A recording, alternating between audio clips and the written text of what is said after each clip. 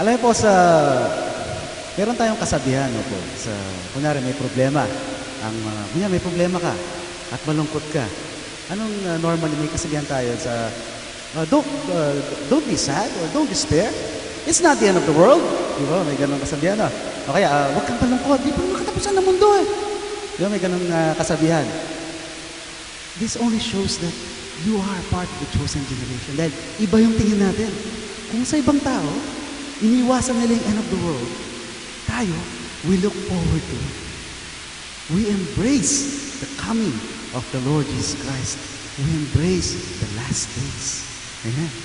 So without much further ado mga kapatid, be ready, be prepared, fasten your seatbelt as you display from your feet, as you'll be hearing a powerful message from the Lord. Sabay-sabay po natin basahin, the last days. The last days. I now give the floor to the messenger of the Lord, Pastora Agnes Aguilar.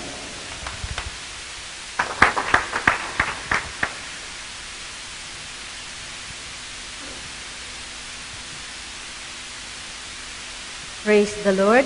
Salamat, Brother Herbie. Purihin ang Diyos sa oras na ito. Dahil tunay nga po na tayo po ay nasa mga huling araw na. Amen. Hallelujah. Nasulat basahin po natin sa 2 Timothy.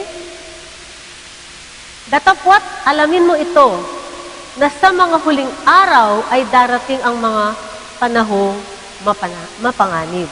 Amen. Natutuo nga po, no? Ito ang mga huling araw na nasa panahong tayo po ay mapanganib. Amen.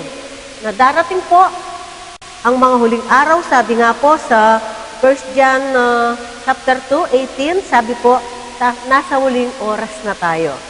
Amen. Purihin po ang Diyos, tayo po'y manalangin. Panginoon, maraming salamat po sa oras na ito. Muli, tuturuan mo po kami, Panginoon, sa mga salita mo. Mga paalala mo sa amin, Panginoon. Kaya nga po, inihingi po namin ng iyong pangunguna, Panginoon Lord. Tunay po na wala akong magagawa. At ako po, Panginoon Lord, naririto, Lord. Kung ano, Panginoon, ang mensahe mo, ako po'y magpapatian sa iyo, Panginoon. Dahil ang will mo ang masusunod sa gabi ito. Salamat po, Panginoon. In Jesus' name, Amen. Amen. Hallelujah. Tunay nga po na sa mga sandaling ito, tayo na po ay nasa panahong mapanganib. Nakikita po natin, na nangyayari na. Gera doon, gera dito, no? Napanood nga po namin sa Libya, sa Syria, nandoon po yung digmaan. Na sa mga huling araw na darating ang ganitong mapanganib na panahon. Amen. Amen. Datapot alamin mo ito na sa mga huling araw ay darating ang mga panahong mapanganib. Ito na nga po ang last day. Amen. Na daranasin po natin. Akala ng iba ganun lamang. Pero hindi nila alam ang mga huling araw na ito ay totoong mapanganib na. Amen. Dito, susunod pong verse. Sapagkat ang mga tao'y magiging maibigin sa kanilang sarili. Ayan. Ang mga tao daw po ay magiging maibigin sa sarili. Hallelujah. Maibigin sa salapi. Yan. Meron ka ng trabaho, nagsa-sideline ka pa. Wala kang pakialam kung meron kang naipadalang mga word of God sa pamilya mo na nasa Pilipinas, wala kang pakialam basta ang gusto mo, kumita ka ng salapi. Kasi yun na nga po ang nasusulat dahil nasa mga huling araw na tayo. Amen! Hallelujah! Mayayabang! Ayan! Mayayabang! Ano po yung mga mayayabang? Gusto po nila, masigit sila sa iba. Amen! Kapag meron po silang binili, for example, na alahas, okay? Yun pong isa, pag nakita niya, mas bibili ako, kahit mangutang lang, bibili ako ng mas malaki pa sa kanya. Amen. Nakabili ng bahay yung isa, kahit mangutang lang, utangin lang, gusto niya mas maganda yung bahay niya para magmayabang. Ang Panginoon po ayaw niya yung mga mayayabang na tao. Amen. Ano pa po? Mga mapagmalaki. Yan. Yun pong mapagmalaki, no? Na akala mo sila na lang superior. Amen. Nagmamalaki sila, akala nila, iyon ay magiging kalulugdan ng Diyos. Pero nasusulat po, ayaw ng Panginoon ang ganitong mga tao. Mapagtungayaw. Yan, mapagtungayaw. Ano po? Ano po sa ano yung mapagtungayaw? Mapagtungayaw, yung po bang blasphemer, no? Yon yung mga ganoon, ano? Ano yon? Yung ibang kahulugan ng Tagalog. Amen. Masuwayin sa mga magulang. Ayan. Minsan nga po, di ba? Inuutusan mo hindi mo mautusan yan. Lalo yung mga kabataan ngayon. Pag inuutos mo yan, ay si ano na lang, wag ako. Ano po? Lagi pong sinasabi nila, ay, masisira ang figure ko. Paano ako bibili sa tindahan? Paano ako bibili sa syoba? Kailangan magpapaganda pa muna. Amen. Amen. Praise God. Hallelujah. Yung mga masawayin sa mga magulang na hindi po pinapakinggan ang mga magulang. Karamihan po ngayon, yung nasusunod ang mga anak nila. Amen. Sino po bang nakakaranas dito? Yung mga anak ko, titkas ng ulo, tapos pasaway. Sino dito? Taas ang kamay. Maging ano lang po tayo. Yun daw po, tinuro po si Sam. Bata pa si Sam. Hindi pa siya, wala pa siyang kaalam-alam, ano? Pero po rin po ang Panginoon, meron pong ganoon. Yun pong iba, ayaw nilang itaas. Bakit? Kasi palagay po nila, yung anak nila, mga ano na talaga. Amen. Yung pong mga dinalisay na ng puso ng Panginoon. Lalo na po yung mga teenager ngayon. Amen. Ayaw pong aminin. Kapag inamin mo na ganoon siya, ipanalangin mo at mawawala ang katigasan ng kanyang ulo. Amen. Ano pa po? Mga walang turing, mga walang kabanalan. Yan. Wala po silang kabanalan sa puso. Wala silang habag. No? Ganun po yung nangyayari ngayon pong last day. Amen. Next verse. Walang katutubong pag-ibig. Yan. Wala po katutubong pag-ibig. Amen. Yung tunay na pag-ibig, ano po? Yun po ay forever. Hindi yung crush mo lang, yung isang tao. Hindi po pag-ibig yun. Dahil naseksiyan ka, maganda siya, o napaka-pogi niya, hindi po yun ang tunay na pag-ibig. Nawawala po yan. Amen. Yung nag-a-admire ka, halimbawa, babae ka sa isang lalaki, napakaganda, o kung lalaki ka, napakaganda, napaka-sexy. Hindi po pag-ibig yon. Di ba nasabi ko na sa iyo, yung tunay na pag-ibig, yung ayaw mong mawala siya sa iyo. Amen. Hindi yung nagiging masaya ka kapag kakasama mo siya. Hindi po ganoon. Yung nagiging, yung isip mo na ayaw mo siyang mawala sa buhay mo. Amen. Hallelujah. Mga walang paglulubag, mga palabintangin. Ayan, masama po pala yung mga palabintangin. Ano? Kung halimbawa po, alam natin magnanakaw, may nawala, sasabihin mo. Siya kasi, yan ang alam ko magnanakaw lang. Wag mo po sasabihin ganon.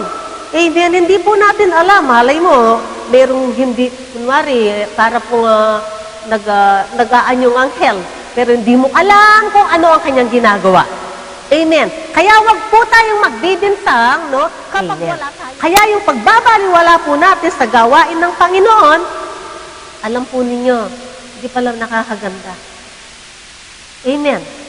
Kaya tayo po, bilang anak ng Diyos, tayo maging masunurin. Tayo po huwag matigas ang ulo. Yan, maraming matitigas ang ulo. Sabi nga po ni Pastor Esting, pagkatapos niyong gamitin yung mga mic, ayusin ninyo. Pero hindi po nyo nagagawa. Alam po ba ninyo, yung mga matitigas ang ulo, ano pong nasusulat? Para daw pong tayo ay sumasamba sa mga Diyos-Diyosan. Kahit na anong gawin mo pa, kahit na magpuri ka, kahit na umiyak ka pa, magdugang-dugang ka man dyan. Kapag iyak mo, tuwing warrior, wala din po yan kapag ikaw ay pasaway o hindi masunurin sa Panginoon. Mas maganda na po yung sinasabi ko, ano po? Mas maganda na. Eto pa, paano mo masusunod ang Panginoon kung ang pastor mo na nagbabawal sa'yo ay hindi mo pinapakinggan. Ang sabi ng pastor, kapag kanya kayo nagsosanglid, huwag naman ninyong kaiabahin yung kanyang panalangin ninyo dahil may susunod po na mananalangin. Kuha po ninyo. At sa atin po nga, halimbawa po, kapag tayo po ay nandoon po sa prayer warrior, halimbawa po, 2x2 group, ano po, kapag ka po yung isa na nalangin na humingi ng tawad, wag na kayo, yung susunod, wag nang hihingi ng tawad dahil nawawalan po ng kabuluan yung naunang nanalangin sa inyo. Nakuha po ninyo. Kaya nga po nakikita natin, ang tagal manalangin ng iba. Kasi po kung anong pinanalangin ng isa, yun din po ang papanalangin. Amen. Amen. Kasi po ang Panginoon hindi naman po siya bingi. Ang Panginoon po ay kasinlapit lang ng panalangin natin. Amen. Kaya hindi na po dapat yung paulit-ulit para po yung oras ay hindi nasasayang. Amen. Meron pong parable dito ang Panginoon. Ano po? Na ito po ay gasgas na, no? Ito po ay gasgas na sa mga preaching. Luke 16. Luke 16. Amen. Hallelujah. 19 to 31. Mayroon nga isang taong mayaman at siya'y nagdaramit ng kulay ube at maselang lino at sa araw-araw ay kumakain ng sagana. Mayaman po eh. Kaya kumakain ng sagana eh. Walang pakialam kung ito man yung ibang tao hindi kumakain. Basta't ang alam niya, siya po ay kumakain ng sagana. At napakaringal po ng kanyang mga kasuutan ng taong ito. Next verse. At isang pulubi na ang pangalay Lazaro, lipos ng mga sugat ay inilalagay sa kanyang pintuan. Amen. Meron daw pong isang pulubi. Ito po ay si Lazaro. Ano po? Nandun po sa gate. Nandun po sa gate ng mayaman. Amen. Hallelujah. Ito daw po ay lipos ng mga sugat at inilalagay sa kanyang pintuhan. Ito pong si Lazaro ay punong-puno ng sugat. Ano po? Siguro, itong si Lazaro, nagtiyaga siya dahil kilala niya ang Diyos. Amen. Kasi po, walang sinabi dito na ang taong ito ay nagreklamo. Walang nasulat na ang taong ito ay nagreklamo sa Panginoon, Lord, bakit ang taong ito ang yaman-yaman? Ako naririto ako, mahirap na nga ako, punong-puno pa ako ng sugat. Hindi po nasulat. Marahil ang taong ito, hinihintay po niya. Ano po? Yung pong pangako ng Panginoon. Tayo po konting lagnat lang ang dami na nating reklamo, no? Konting problema, ang dami nating reklamo. Sasabihin natin, antir yata ang Panginoon, bakit ganun? Ang daming pinagpapala. Ako nga sumusunod sa Kanya, pero hindi ako pinagpapala. Pero ito pong pulubing ito, ay hindi po siya nagreklamo. Amen. Next verse. At naghahangad na mapakain ng mga mumo na nangahuhulog mula sa dulang ng mayaman. Nagtityaga po siya. No? Kumbaga, nung pong maliliit kami, meron pong kasi yung lamesa, tapos ang daming manok, di ba? Yung mga mumo, yun po ang kinakain nila. Pero ngayon po ata, hindi na, uso pa ba sa mga baryo yung ganon? Hindi na, no? Kasi konkreto na yung bahay, hindi na sila pwedeng makapasok. Amen, yung mga manok, no? Kaya ito pong taong ito, nagtityaga sa mga mumong nauhulog sa dulang na walang reklamo. Amen. Oo, at lumapit pati ang mga aso at inihimuran ang kanyang mga sugat. Wala po siyang pambili ng gamot. Kaya nga po ang nangyayari ito nga pong taong ito, ang dila ng aso, yung init po ng dila ng aso, yun po ang nakakapagginhawa sa kanya. Dahil sa kanya pong kahirapan, talaga pong pinagtityagan po niya. Kasi noon pong maliliit kami, natatandaan ko. Meron pong mga kalaro ko, sabi niya, may sugat ka, sabi gano'n. Di paano mo sa aso? Padilat mo. Siguro yon nabasa dito. Kaya ngayon po naunawaan. Yun daw po ay panggamot. Amen. Amen. Next verse. At nangyari na namatay ang pulubi. Namatay daw po yung pulubi. Siguro sabi ng Panginoon, anak, pagod ka na hirap ka na, kukunin na kita. No? Bagamat ito yung dinasulat, ano po?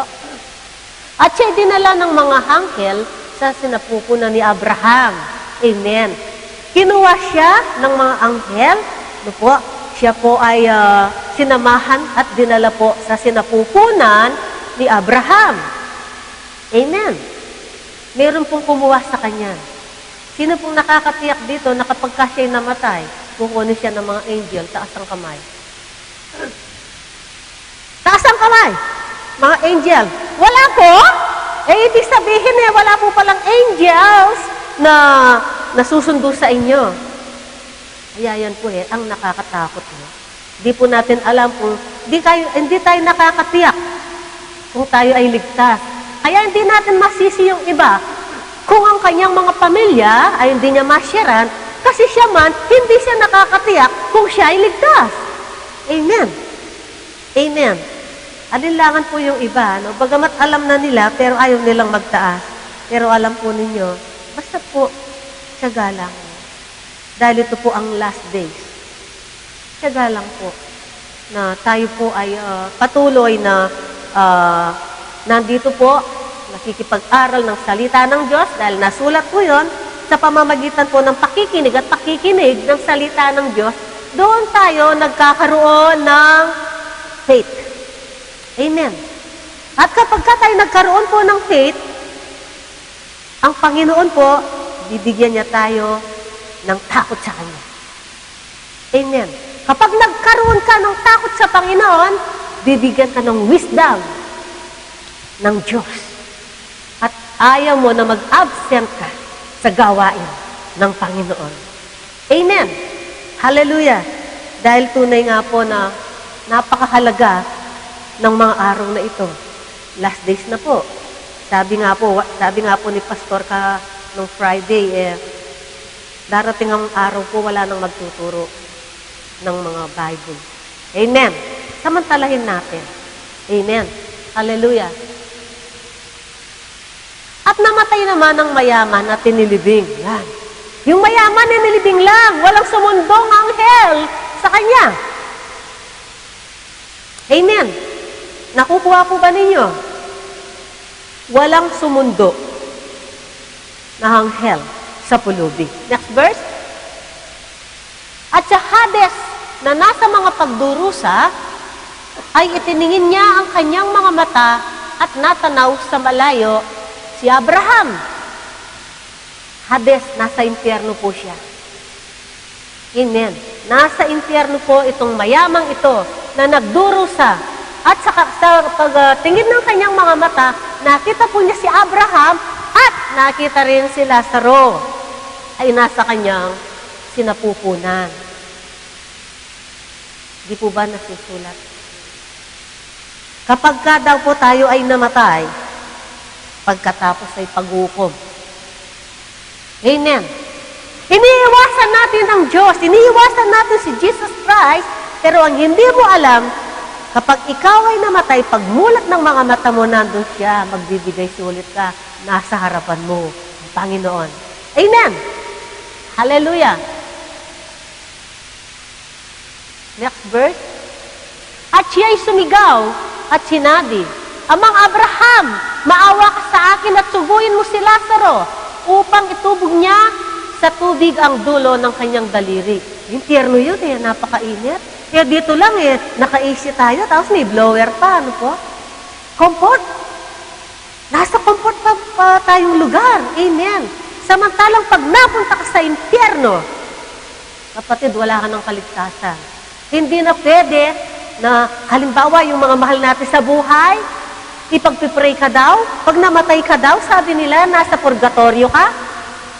Pag pinagpray ka daw ng 40 days, tatatawarin ka, at ikaw daw ay pupunta sa langit. Mali pong turo yun Mali. Mali. Amen. Dahil hindi po itinuro ito ng Biblia. Tingnan po ninyo, dahil mayaman. Superior siya. Amen. Nandun na nga sa impyerno, sabi pa niya, dahil pulobis ni Lazaro, sabi niya, sabihin po niyo, itubog niya ang kanyang daliri. Amen. Sa kanyang, itubog niya sa tubig ang dulo ng kanyang daliri at palamigin ang aking dila. Mauhaw ka lang, ang sakit ano po. Pag nauhaw ka, talagang isang siguro mauubos mo, isang pitsil, o isang bote ng yung usong-usong nga yung mga tubig, So pag nasa impyerno ka, kapatid, napakahirap po. Napakahirap. Nakikita po natin, itong taong ito, na superior hanggang nasa impyerno na, akala mo sino pa siya. Amen. Hallelujah. Akala niya pwede pa niyang utusan itong ito pong si Lazaro. Dahil po, alam niya, mahirap na tao lang. Amen. Sapagkat naghihirap ako sa alom na ito. Naghihirap po siya. Nasa impyerno eh. Kaya tayo subukan natin. Patayin natin ang lahat ng aircon dito. Anong darama natin? Di ba mainit? Mainit. Di po ba? What more sa impyerno? Amen. Ito po ay paalala sa bawat isa. Na napakahirap po. Kaya yung pong mga pagtipon-tipon natin, huwag po ninyong pababayaan na hindi po tayo makapunta. Amen. Next verse. Datapwat sinabi ni Abraham, anak, meron naman pabuya, anak. Anak, sabi po ni Abraham, alalahanin mo na ikaw ay tumanggap ng iyong mabubuting bagay sa iyong pamumuhay. Yan, tama nga po, Siya po ay tumanggap ng mabubuting bagay nung siya ay nabubuhay. Na hindi po niya alam kung ano ang kanyang kahihinatnan. Tama po ang Panginoon.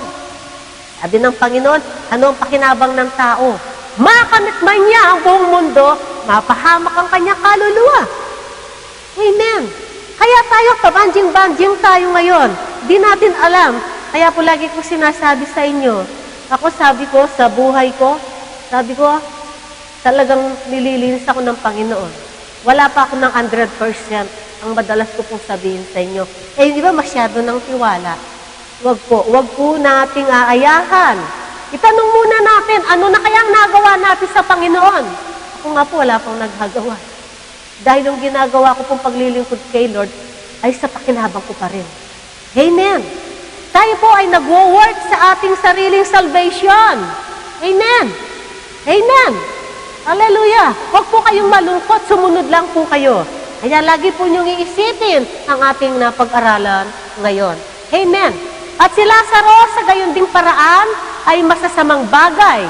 Datapwat ngayon ay inaalin siya rini at ikaw ay nasa kahirapan. Amen. Sa ayaw at gusto po natin, mamamatay tayo. Amen. Kahit na 200 years old ka na, amoy lupa ka na, may lumot ka na sa likod, kahit na dumating ka pa sa ganoong sitwasyon, sa ayaw at gusto mo, mamamatay ka rin. Amen. Hallelujah. Kaya, paghandahan po natin, ang bawat pong ginagawa po natin sa ating buhay. Amen. Yung sarili natin, yung pong nababasa natin, i-apply po natin sa ating mga sarili. Amen. Hallelujah. Next verse. At bukod sa lahat ng ito, ay may isang malaking banging nakalagay sa pagitan namin at ninyo. Yan. Hindi po purgatorio. Malalim na bangin. Kaya nga po kanina tinanong ko kayo, kung kayo makakatiyak, na mga angels, kung may mga angels ang susundo sa inyo. Siguro po marahil lalanganin kayo, baka eto po sina Abraham, eto po yung bangin, eto po yung yung mayaman, baka po nandoon kayo nakaganyan kayo. Di nyo nakasalampak kayo sa bangin, Di nyo alam kung doon kayo pupunta o doon kayo pupunta. Walang katiyakan. Dapat po matiyak ninyo. Amen. Hallelujah. Praise God. At kapag natiyak na ninyo, sa ayaw at gusto mo, magkakaroon ka ng burden sa mga mahal mo sa buhay. Amen. Kaya hindi ka makakilos ngayon kasi nga, hindi mo alam kung ikaw mismo ay ligtas. Amen.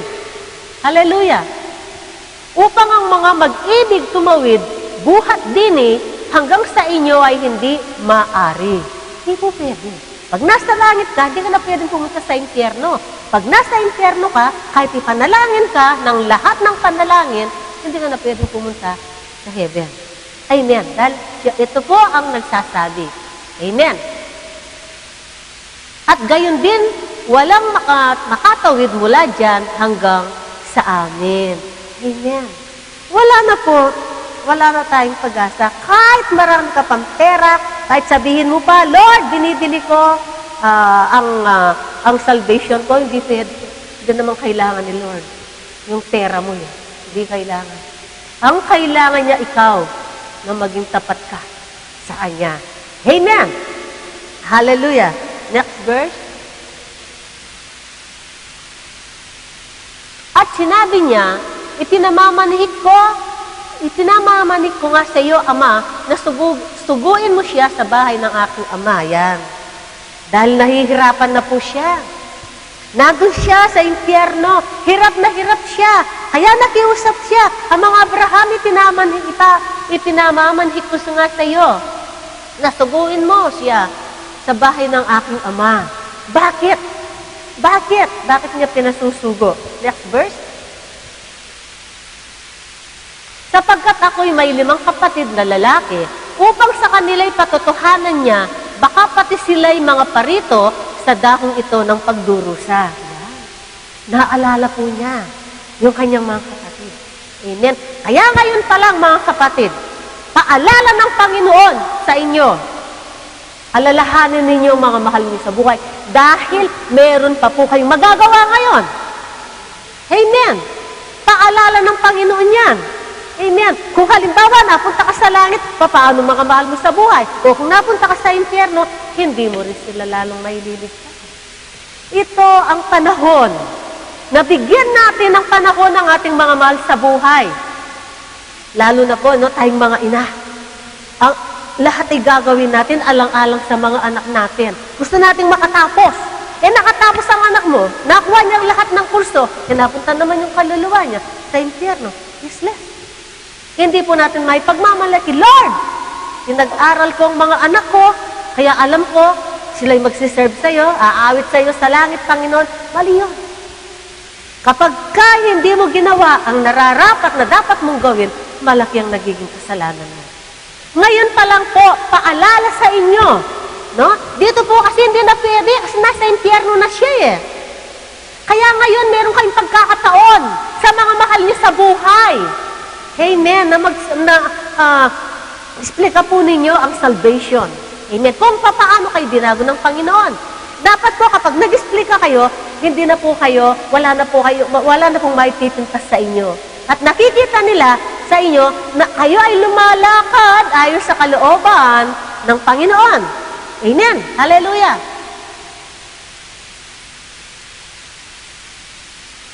Next verse. Datapot sinabi ni Abraham, nasa kanila si Moses at ang mga propeta, bayaang sila'y pakinggan nila. Ito po. Ito po ang nagtuturo sa atin. Amen. Na pinapaliwanag naman po ng ating mga pastor, kung ano ang salvation. Ito po kasi ang mga sulat ni Moses at ng mga propeta. Amen. Sabi nga dito, next verse, at sinabi niya, hindi amang Abraham, datapot kung ang isang mula sa mga patay ay makaparoon sa kanila, sila'y magsisisi. Hindi po pwede. Kasi meron na po akong nakita, alam po ni Pastor yan, yung mga anak ko alam nila. Meron pong isang namatay na, Namatay. Na-preserve pa nga po yun eh. Kasi bumalik ang kaluluwa niya. Sinabi na niya, totoo ang langit. Noong po meron, naniwala ang mga tao. Naniwala sila na totoo ang langit, totoo ang impyerno. Kasi si Satan po, inaano tayo, di totoo ang impyerno. Dito, yung kalbaryo mo, sabi pong gano'n ng iba, Pagka nagkakaroon ka ng matinding mga paghihirap, ito ang impyerno mo. Mali po yun. Merong totoong impyerno at may totoong langit. Amen!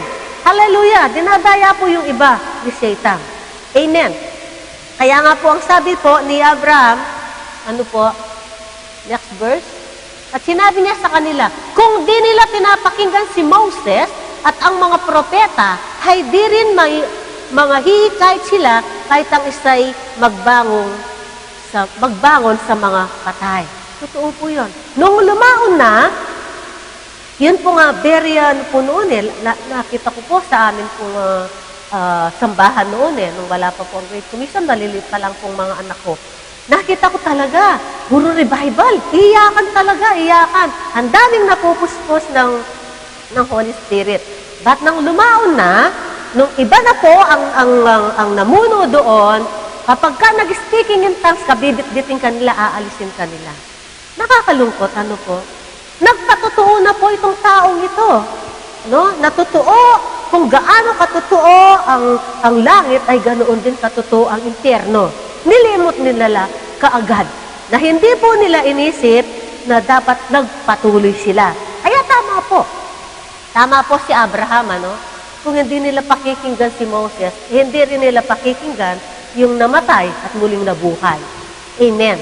Panandalian, no? Maniniwala ka ngayon pero panandalian lang. Amen. Kaya masigit po itong paniwalaan mo.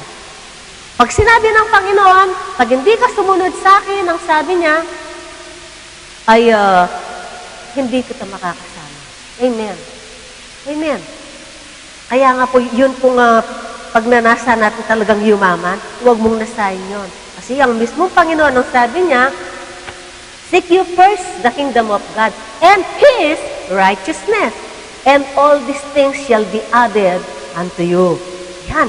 Sabi ng Panginoon, kung yung mga ibon, hindi sila naghahanap buhay, pero hindi sila pinababayaan. What more kayong mga tao na napakamahal sa akin, ang pababayaan ko. Amen. Hallelujah. Praise God. Doon po tayo humawak sa pangako ng Panginoon. Huwag kang humasa sa mga overtime na yan, sa mga sideline na yan. Huwag kang umasa. Umasa ka sa Panginoon.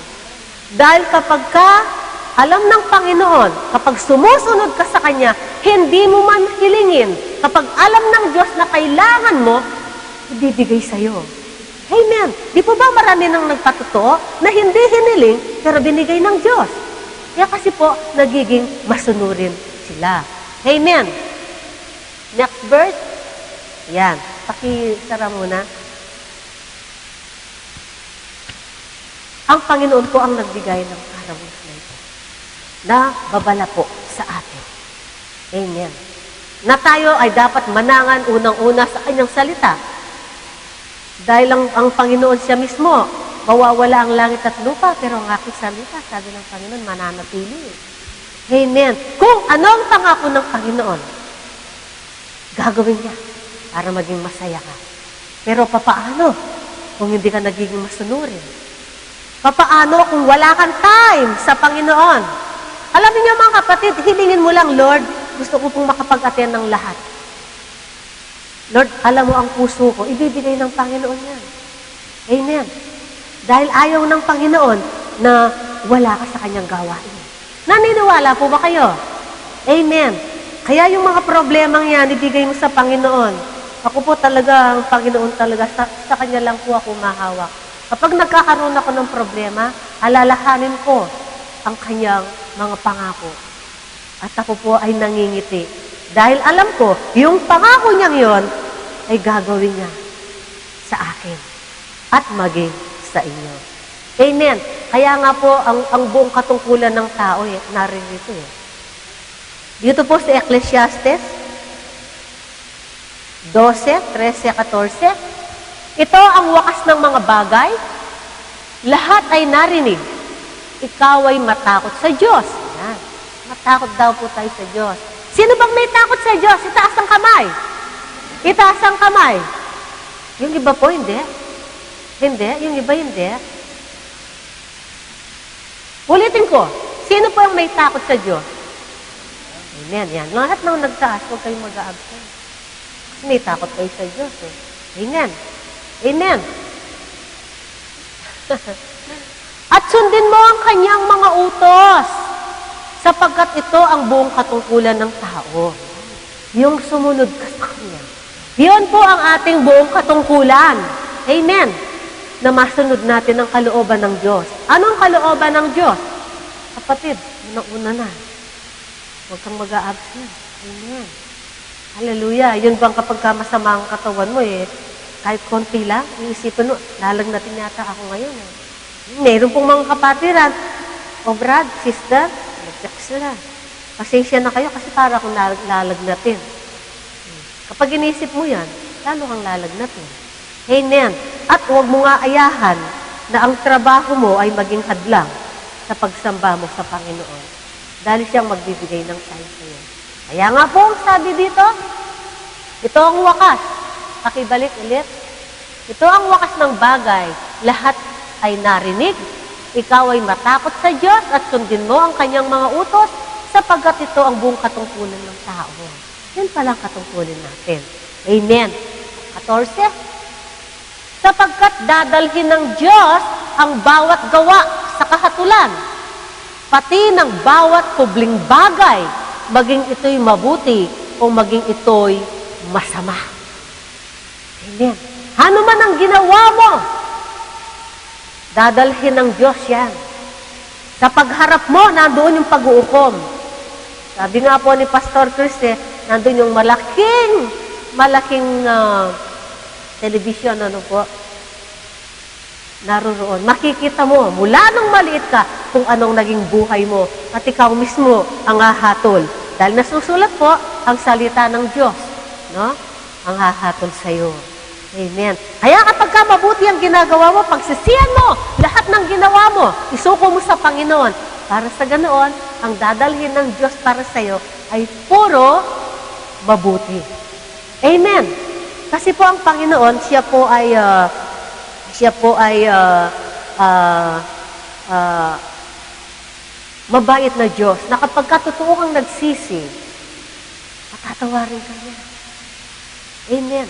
At kapag tinatawad ka ng Diyos, magkakaroon ka noon ng mga burden na talagang ayaw mong mag-absent sa gawain ng Panginoon. Huwag po tayong magbigay lugod sa tao. Minsan, kaya tayo nating mag-absent para makita ka ni Pastor, makita ka ni Pastor Chris, makita ko kayo. Huwag pong ganon. Isipin po natin. Kasi ang Panginoon, andyan Ang Panginoon ang nagsabi, saan man may 2 o 3 nagkakatipon, may naruroon. Tapos po binabaliwala natin yung salita niya. Amen. Yan. Alam ng Panginoon, yung mga tunay na nakinig sa kanyang mga salita. Nawa po, huwag po tayong maging pabaya dahil tayo po ay nasa last days na. Amen. Para sa ganoon, sa ating pong paglapit sa Panginoon, pagka po bigla siyang dumating, yun, masaya ka Kasi alam mo, naganap mo ang iyong katungkulan, ang sumunod ka sa salita ng Diyos. Amen. At nananatili ka sa Panginoon. And last verse po, sabi po dito, James 4:10, magpakababa kayo sa paningin ng Panginoon at Kanyang itataas kayo. Amen. Sino po ba dito ang may pride pa? Itaas ang kamay. Wala na? Ayun po. Meron pong isa. Sister. Ayun. Istain mo. Maging mapagkumbaba ka sa Panginoon. At itataas kayo. Wala tayong magagawa. Yung pagmamatas natin, yung mga fried chicken na yan, yung mga fried na yan, itapon natin. Para sa ganoon, mabuti po ang ating o yung mga herpes daw. Yan, no? Amen. So, purihin po ang Panginoon sa gabing ito, paalala. Huwag natin aayahan na mapunta muna tayo sa langit o sa impyerno para po iba yung mga rol sa ating mga mahal sa buhay. Amen. Ako po kasi, nung una kong nakilala ang Panginoon, hindi po ako nagpabaya. Everyday umiiyak ako kay Lord para po yung mga mahal ko sa buhay ay makasama ko. Nung nandito na po kaming lahat na pamilya, ayan po sa mga magulang ko at mga kapatid ko. Dahil Ayoko po yung sabihin ng Panginoon sa akin, nasaan sila, bakit ikaw lang? Tulad ng napanaginip ko. Kaya maging maingat po tayo mga kapatid at maging masunurin. Gawin po natin ito. Huwag po tayong maging duwag. Lahat daw ng mga duwag ay mapupunta sa dagatang apoy. Amen. Kaya po nasabi yun, yung iba, takot. Mga duwag po silang magpahayag ng salita ng Diyos, lalo na sa kanilang mga mahal sa buhay. Nawa po, ito pong napag-aralan po natin ito na last days. Nawa po, gawin po natin ito. Amen. Huwag tayong magpabaya. Alalahanin po natin. Sabi nga po ni Brother Herbie, kung biglang darating ang Panginoon sa oras na ito, kawawa po yung maiiwan. Amen. Huwag po natin ayahan ng mga mahal natin sa buhay ay maiwanan natin. At magsisisi, katulad po ng mayamang taong ito, na nung siya po ay nasa impyerno, naalala niya ang kanyang mga mahal sa buhay. Amen. Huwag natin aayahan na luluwa pa tayo. Di po ba yung isang sermon po ni Pastor Chris, ano po, na meron daw pong iyakan sa langit. Huwag po natin aayahan na magkaganoon. Tayo po'y manalangin. Panginoon, maraming salamat po, Diyos. Hallelujah, sa gabing ito, sa paalala mo sa amin, Panginoon. Dahil napag-aralan po natin, Lord, napag-aralan po namin na last days na po ito, Panginoon. Kaya, Lord, ang napag-aralan po natin, tunay nga po, na ganoon na po ang sitwasyon. Kaya nga po sa parable mo, Panginoon, Lord, sa pulubi at kay, sa mayaman, Panginoon, Lord, na pinaalala mo po sa amin, Lord, na bago mahuli ang lahat, Panginoon, ngayon pa lang po, kikilos na kami sa aming mga mahal sa buhay. Salamat po, Panginoon, sa mga salita mo na nagbibigay ng lakas sa bawat isa, Panginoon. Dahil ang salita mo, ito ang aming pag-asa. Panginoon, maraming salamat po sa gabing ito. Nawa po, ito pong aming napagbulay-bulayan ay magsilbi po maging guide po sa amin sa araw-araw naming buhay, Panginoon. Napaalala mo, Panginoon, sa bawat isa sa amin. Salamat po, Panginoon, Lord. Maraming salamat po dahil alam po namin, Lord, na ayaw mo kaming mapahamak, Panginoon. Kaya salamat po sa gabing ito. Purihin ka, Panginoon. Hayaan mong maging sa aming pagtulog, O Diyos. Ikaw po ay aming makasama. Salamat po, Panginoon, Lord, sa gabing ito na tunay nga po, Panginoon, na napakabuti mo. Ito po ang aming samo at dalangin. In Jesus' name. Amen. Amen. Peace be with you.